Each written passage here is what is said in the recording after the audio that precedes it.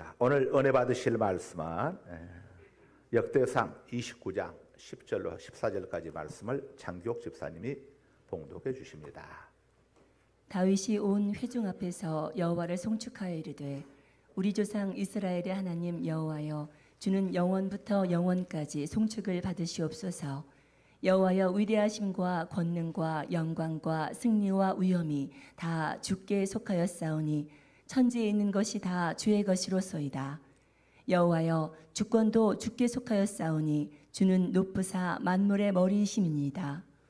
부와 귀가 주께로 말미암고 또 주는 만물의 주제가 되사 손에 권세와 능력이 있사오니 모든 사람을 크게 하심과 강하게 하심이 주의 손에 있나이다. 우리 하나님이여 이제 우리가 주께 감사하며 주의 영화로움이 이름을 찬양하나이다. 나와 내 백성이 무엇이기에 이처럼 즐거운 마음으로 드릴 힘이 있었나이까. 모든 것이 주께로 말미암았사오니 우리가 주의 손에서 받은 것으로 주께 드렸을 뿐이니이다. 아멘. 아멘. 모든 것이 주께로 말미암았사오니 하는 제목으로 함께 은혜를 나누도록 하겠습니다. 지난 주일이 맥주 감사절이었습니다. 이스라엘의 맥주절은 우리의 설날과 추석처럼 국가적인 이런 명절입니다. 히브리인들은 1년에 2번 추수를 합니다. 봄에는 밀과 보리를 추수하고 가을에는 포도와 무화과, 감람나무 열매를 추수하죠. 선교사님들이 우리나라에 처음 들어왔을 당시에 우리나라 사람들이 이모작하는 것을 보게 되었습니다. 당시 봄철에 주된 농산물은 보리였죠. 주로 6월 초중순에 수확을 했습니다. 그래서 수확을 끝내면서 7월 첫 주일에 맥주 감사절로 지키고 이스라엘처럼 하나님께 감사하는 이런 절기로 삼았습니다. 절기를 지키라는 것은 하나님께 대한 감사를 잊지 말라는 겁니다. 올림픽이나 각종 프로 이렇게 스포츠 대회에서 우승을 하게 되면 엄청난 상금을 받게 됩니다. 그런데 이런 우승은 아무나 할 수 없습니다. 타고난 체력과 또 재능, 은사가 있어야 하죠. 특별한 사람들만 누릴 수 있는 혜택입니다. 또 타고난 체력과 은사에도 각고의 뼈를 깎는 이런 노력이 또 함께 뒷받침되어야 하겠죠. 물론 이런 이렇게 해서 얻어진 엄청난 이런 영광, 명예, 상금들은 이 땅에서만 잠깐 누리는 혜택입니다. 올림픽에서 금메달 땄다고 할지라도 그가 오늘 밤에 하나님이 불러가신다고 한다면 아무것도 누릴 수가 없는 것이죠. 그런데 타고난 체력과 은사가 없고 뛰어난 스펙이 없고 가문이 볼품이 없어도 누구나 마음만 있으면 누릴 수 있는 복이 있습니다. 잠깐 누리는 것이 아니라 이 땅에서 100년 정도 누리는 것이 아니라 영원히 누리게 되는 복입니다.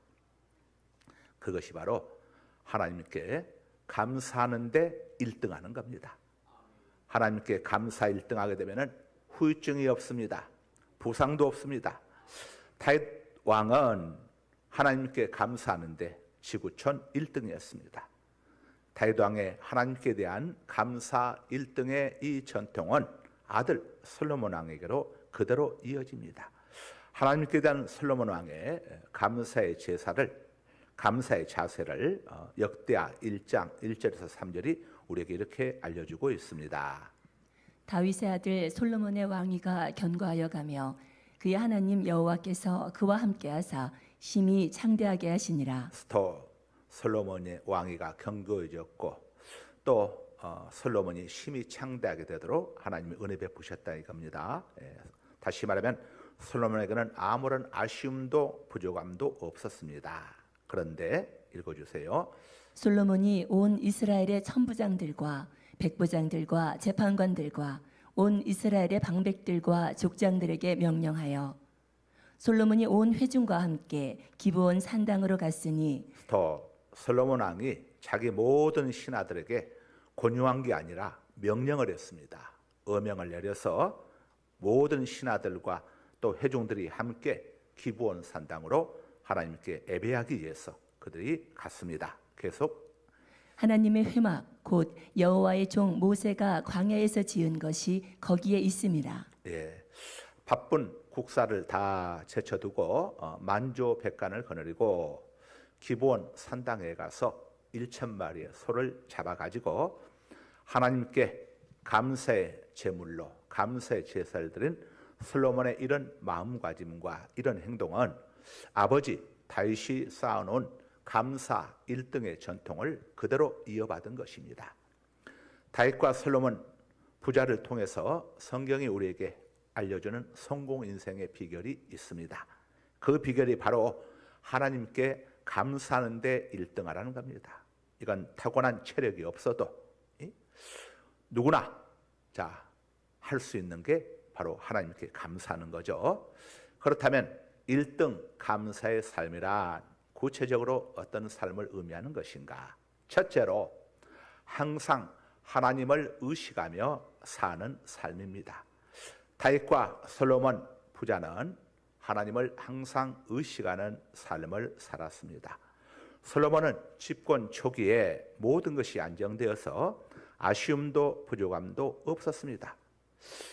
솔로몬은 그 모든 것이 하나님의 은혜임을 알고 모든 신하들에게 어명을 내려서 기브온 산당을 찾아가서 1,000마리의 소를 잡아 하나님께 제사를 지냈습니다. 하나님 앞에 예배하는 것은 권유할 문제가 아닙니다. 이건 생사의 문제가 달려있는 거죠. 영혼이 죽느냐 사느냐, 천국과 지옥에 달린 문제입니다. 여러분, 가족들, 자녀들에게 이거 타협할 문제가 아닙니다.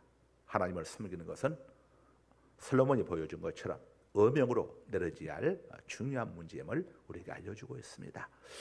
나중에 지옥에 던져진 남편이 아내를 향해서 정말 당신이 천국에 있고 지옥에 있음을 그렇게 확신했다면 왜 나에게 좀 더 강력하게 나를 교회로 이끌지 않았느냐고 여러분 원망할 수 있습니다. 이런 원망들 나중에 반드시 나타나게 되겠습니다. 솔로몬이 하나님을 예배하는데 신하들에게 권장하지 아니하고 어명을 내렸다고 하는 것은 솔로몬이 얼마나 하나님을 의식하는 삶을 살았는지를 우리에게 보여주고 있습니다. 다윗도 솔로몬도 하나님의 눈치를 엄청 보았다는 겁니다. 다윗 또한 철저하게 하나님을 의식하는 삶을 살았음을 성경이 우리에게 알려주고 있습니다. 역대상 17장 1절입니다. 다윗이 그의 궁전에 거주할 때에 다윗이 선지자 나단에게 이르되 나는 백향목 궁에 거주하거늘 여호와의 언약궤는 휘장 아래에 있도다. 다윗이 궁궐을 백향목으로 정말 아름답게 폼나게 이렇게 건축을 했습니다. 그리고 궁궐 안에 거하는데 다윗이 늘 마음속에 하나님께 대한 죄송함이 있는 겁니다. 나는 이렇게 좋은 백향목으로 지은 왕궁에 거하면서 우리 하나님의 법궤는 휘장, 천막, 텐트 안에 놓아두고 있으니 정말 하나님 볼 낯짝이 없다. 나단 선지자에게 이야기합니다. 정말 여호와를 뵐 면목이 없습니다. 정말 하나님 부끄러워서 이거 밖에 나가기가 참 그렇습니다. 다윗은 무시로 하나님을 의식하며 살았던 겁니다. 여러분, 사람들 의식하는 것도 필요하죠. 그러나 더 중요한 것은 사람보다, 아내보다, 남편보다, 부모보다, 자식보다, 여러분 상사들보다 하나님을 더 의식하는 것, 이것이 하나님을 감동시키는 바로 그런 우리 그리스도인들의 처세라는 것을 여러분 기억할 수 있기를 바랍니다. 이렇게 하나님을 의식하며 살았던 다윗에게 하나님께서 어떻게 해주셨을까요? 정말 엄청난 축복을 주십니다. 성경이 이렇게 증거합니다. 역대상 17장 10절에서 11절입니다. 전에 내가 사사에게 명령하여 내 백성 이스라엘을 다스리던 때와 같지 아니하게 하고 또 내 모든 대적으로 네게 복종하게 하리라. 또 네게 이르노니 여호와가 너를 위하여 한 왕조를 세울지라. 다시 화면 처음으로 띄워주세요. 역대상 17장 10절.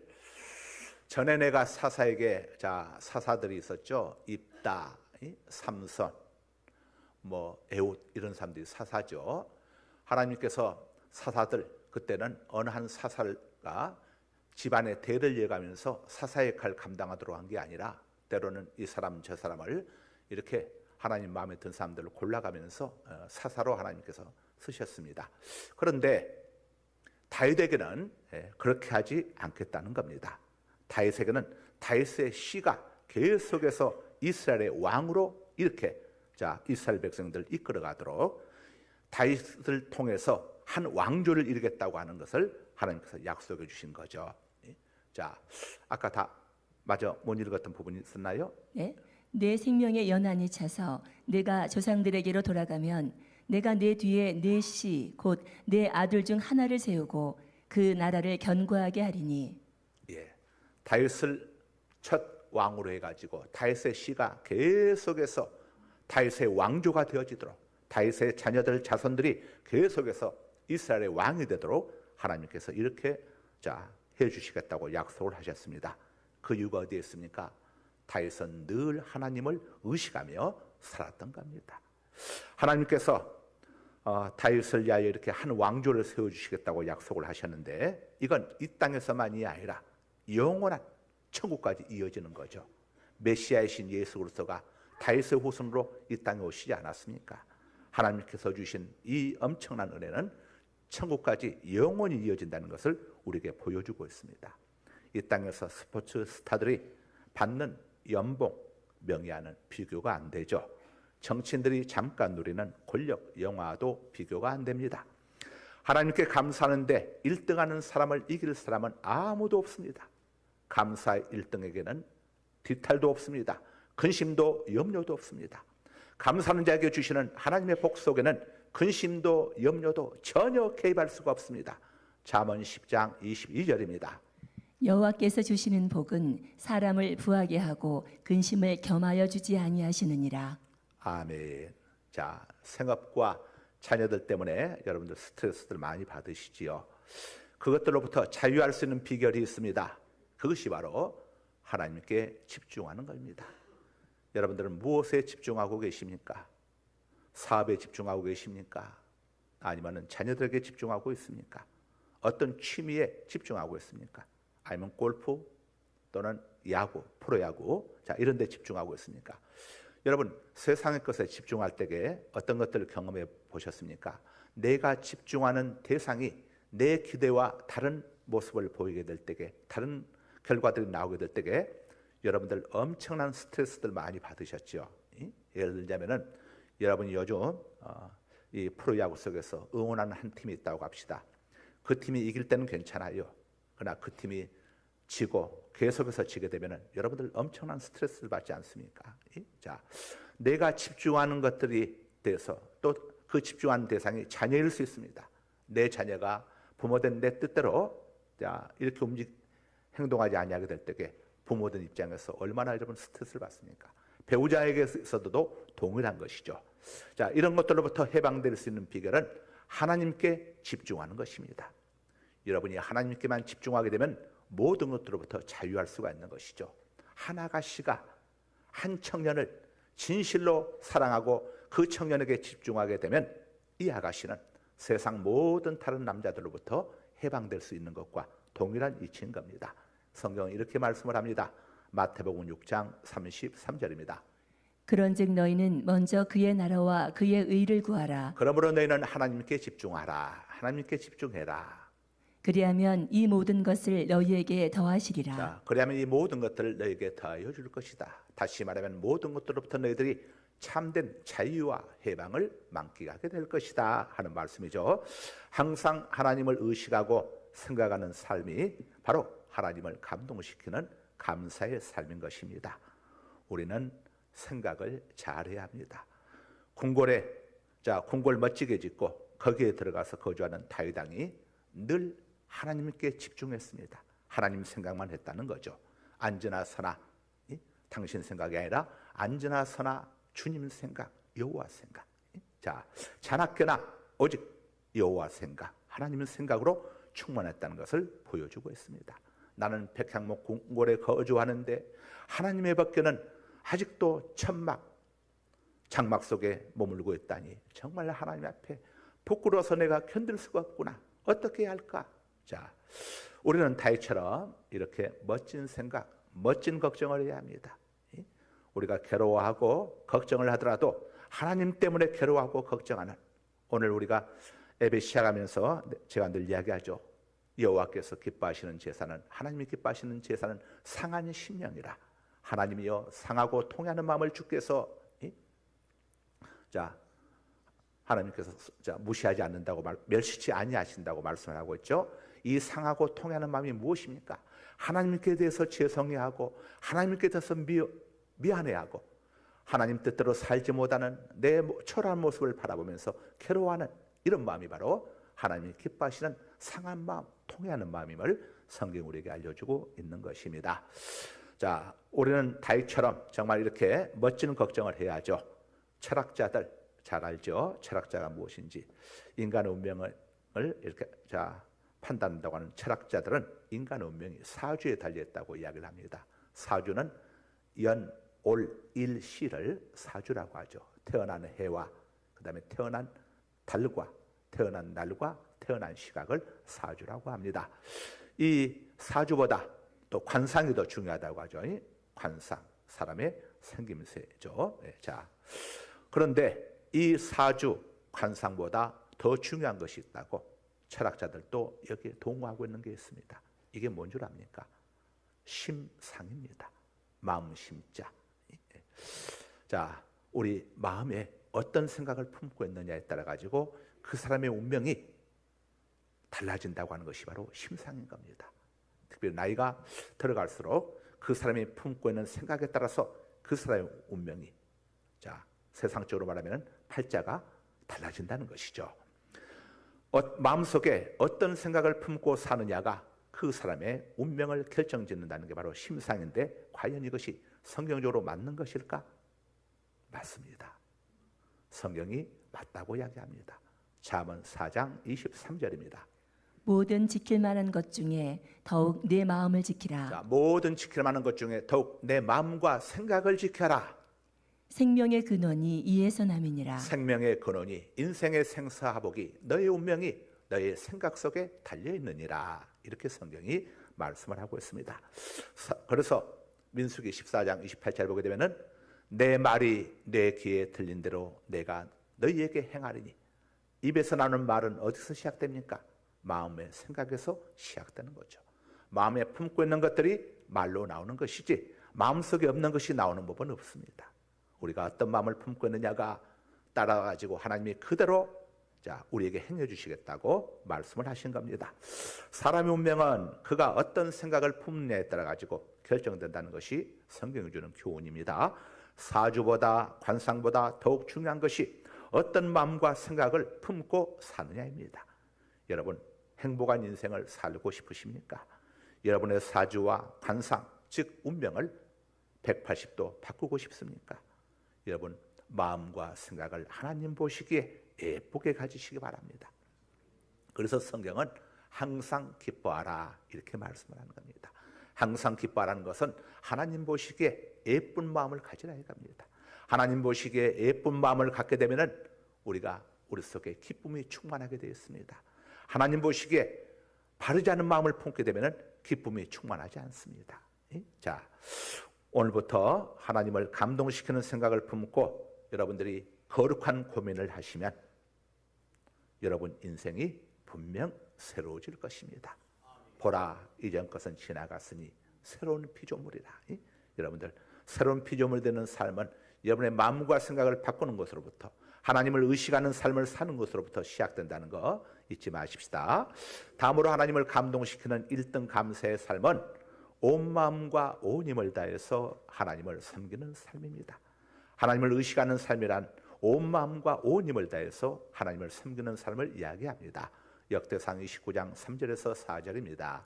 성전을 위하여 준비한 이 모든 것 외에도 내 마음이 내 하나님의 성전을 사모함으로 내가 사유한 금 은으로 내 하나님의 성전을 위하여 드렸노니 곧 오빌의 금 3,000달란트와 수는 7,000달란트라 모든 성전 벽에 입히며. 다윗이 하나님께 성전 건축을 위해서 드린 애물의 양은 상상을 초월합니다.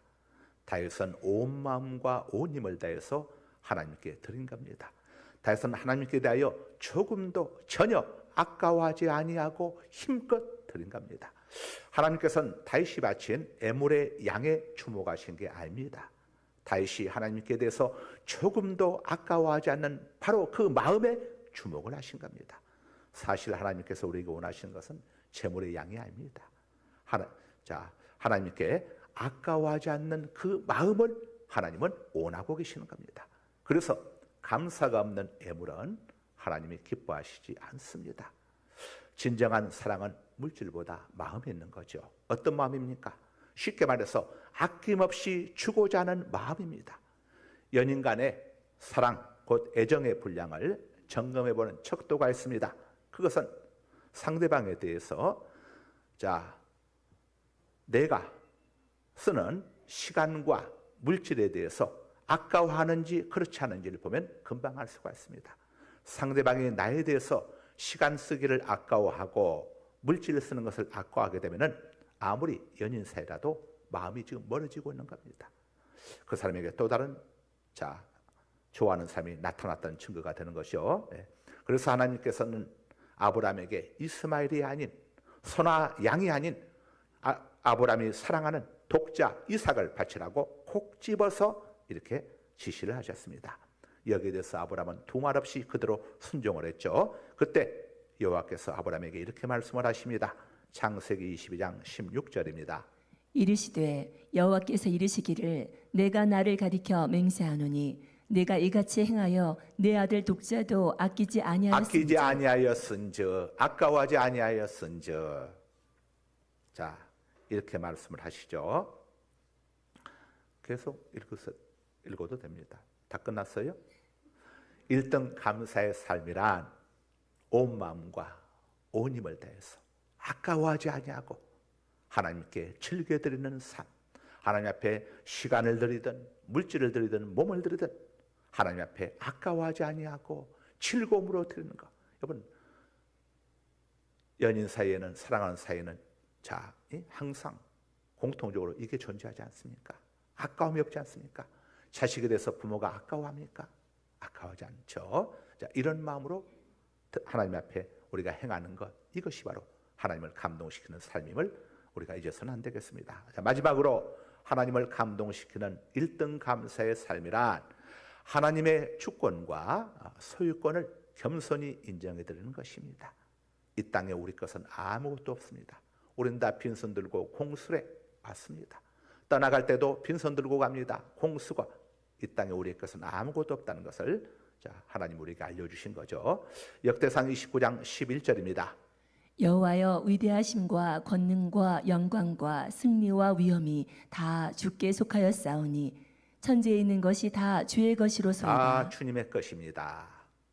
여호와여 주권도 주께 속하였사오니 주는 높으사 만물의 머리이심이니이다. 아멘. 이것은 다윗 자신이 비록 왕의 자리에 있을지라도 진짜 이스라엘의 왕은 하나님이시라며 여호와 하나님의 주권을 겸손히 인정해드리는 고백입니다. 그래서 다윗은 왕이었지만 신하들에게 묻기보다 먼저 항상 하나님께 물었습니다. 그래서 다윗은 백전백승할 수 있었죠. 하나님을 감동시키는 진정한 감사란 이처럼 하나님의 주권을 인정해드리는 것입니다. 다윗은 하나님의 주권만 인정해드린 것이 아닙니다. 하나님의 소유권도 인정해드렸습니다. 역대상 29장 14절입니다. 나와 내 백성이 무엇이기에 이처럼 즐거운 마음으로 드릴 힘이 있었나이까? 모든 것이 주께로 말미암았사오니 우리가 주의 손에서 받은 것으로 주께 드렸을 뿐이니이다. 즐거운 마음으로 하나님께 드릴 수 있는 근원은 어디에서부터 시작됩니까? 소유권이 하나님께, 내가 가지고 있는 모든 것들의 소유자가 하나님 되심을 인정하는 것이죠. 하나님께 받은 것으로 다시 하나님께 드렸을 뿐입니다 라고 다윗은 정말 이런 아름다운 고백을 했습니다. 내가 노력하고 힘써서 얻은 것이 아니라 하나님께 받은 것으로 다시 하나님께 드렸을 뿐입니다. 하나님이 어떻게 감동하시지 않을 수가 있겠습니까? 사실 다윗이 바친 애물은 이런 엄청난 어마어마한 이런 사유재산들은 다윗이 그냥 얻은 게 아니었습니다. 전쟁터에서 목숨을 걸고 싸워 얻은 전리품이었습니다. 자신의 목숨과 맞바꾼 바로 그런 전리품이었습니다. 하나님, 제 것입니다. 제가 목숨 걸고 싸워서 얻은 저의 전리품입니다 라고 얼마든지 주장할 수도 있었습니다. 그렇지만 다윗은 그 모든 것이 하나님께서 저에게 은혜로 주신 것입니다 라고 겸손히 하나님의 소유권을 인정해 드는 것입니다. 이런 고백이 바로 하나님을 감동시키는 감사의 고백인 것입니다. 하나님께서 이런 다윗을 얼마나 존귀하게 해주셨습니까? 마태복음 1장 1절에 믿음의 조상 아브라함과 함께 다윗의 이름이 나옵니다. 아브라함과 다윗의 자손 예수 그리스도의 계보라 촉보라 이렇게 기록되죠. 오늘날 이스라엘 국기에 그려져 있는 별을 다윗의 별이라고 합니다. 유대인들이 메시아를 지칭할 때에 아브라함의 자손이라고 하지 않습니다. 다윗의 자손이여라고 합니다. 왜 하나님께서 다윗을 이토록 높여주시는 것입니까? 더구나 우리가 잘 알다시피 다윗에게는 씻을 수 없는 부끄러운 치명적인 과거가 있음에도 말입니다. 물론 다윗의 철저한 회개가 있었습니다. 그러나 그것만이 전부는 아닙니다. 다윗이 이렇게 하나님 은혜에 감사할 줄 아는 감사 1등의 사람이었기 때문입니다. 여러분, 감사 1등의 삶으로, 감사 1등의 사람으로 한번 여러분 도전해 보시기 바랍니다. 여러분의 나이를 불문하고 지나온 삶을 불문하고 이제부터 정말 내가 전 세계 올림픽에 나가서 1등 하듯이 감사 올림픽에 나가서 내가 1등을 해야겠다는 마음으로 하나님 앞에 여러분 한번 도전해 보시기를 바랍니다. 이제 말씀을 정리하겠습니다. 잠깐이 아니라 영원한 인생의 성공자가 되기를 원하신다면 하나님께 감사하는데 1등이 되시길 바랍니다. 하나님께 감사하는데 1등이 되겠다고 하는 거룩한 목표, 거룩한 사모함을 가슴속에 품으시기 바랍니다. 하나님을 감동시키는 진정한 감사의 사람을 정리해 드립니다. 첫째로 항상 하나님을 의식하며 사는 사람입니다. 둘째로 온 마음과 온 힘을 다해 아까움 없이 하나님을 섬기는 사람입니다. 셋째로 하나님의 주권과 소유권을 겸손히 인정해 드리는 사람입니다. 기도하시겠습니다. 거룩하신 아버지 하나님,